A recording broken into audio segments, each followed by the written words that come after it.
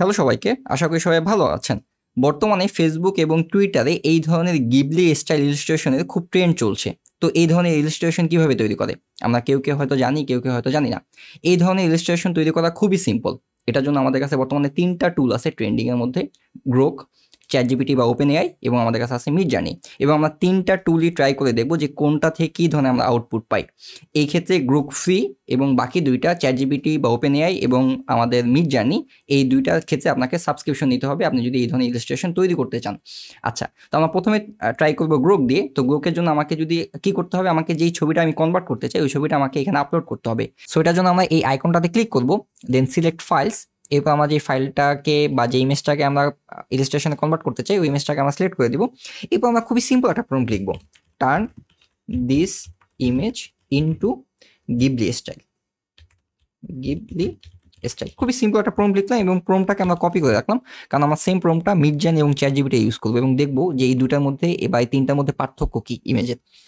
তো আমরা এরপরে আমরা এই আইকনটাতে ক্লিক করব, তাহলে আমার এখানে কি হইব, এই ইমেজটা এখন ওই ইলাস্ট্রেশনে কনভার্ট হতে শুরু করবে গিবলি স্টুডিও গিবলি স্টাইলে।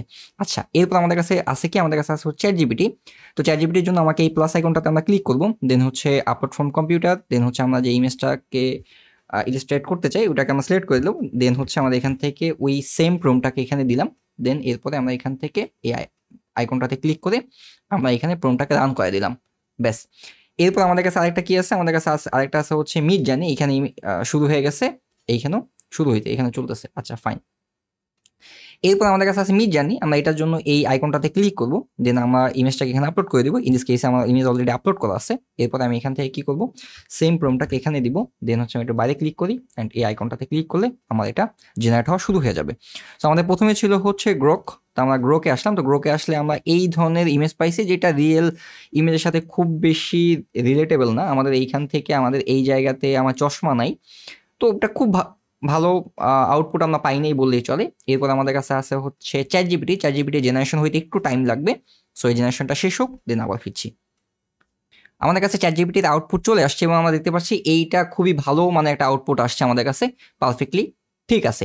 এরপর আমাদের কাছে কি আছে, এরপর আমাদের কাছে আছে হচ্ছে মিডজার্নি। এবং আমরা মিডজার্নিতে যদি আসি তাহলে আমরা দেখবো এইখানে এই ধরনের আউটপুট আমরা দেখতে পাচ্ছি। তো আমরা যদি এই তিনটাকে কম্পেয়ার করি, আমাদের এখানে গ্রক, আমাদের এখানে আছে ChatGPT এবং হচ্ছে মিডজার্নি, এই গিবলি স্টুডিও স্টাইলের যেই কম্পিটিশনটা আছে এই কম্পিটিশনে ChatGPT সবচেয়ে বেটার আউটপুট দেয়। আচ্ছা, তো এটা আমরা কি করলাম, এইখানে তো আমরা মাত্র জাস্ট একটা সিম্পল প্রম্পট লিখে আমরা এই ধরনের আউটপুট নিছি। আমরা কি আরো বেটার কোনো আউটপুট পাইতে পারি? হ্যাঁ, আমরা কিন্তু এই প্রম্পটগুলোকে কাস্টমাইজ করে এখান থেকে আরো বেটার আউটপুট বের করতে পারি। আপনারা নিজেরাই এই জিনিসগুলোকে এক্সপেরিমেন্ট করবেন এবং সামনের ভিডিওগুলোতে আমি চেষ্টা করব আরো ডিটেইলে এগুলো নিয়ে আপনাদের সাথে আলোচনা করতে। ততক্ষণ পর্যন্ত সবাই ভালো থাকবেন, সুস্থ থাকবেন। আল্লাহ হাফেজ।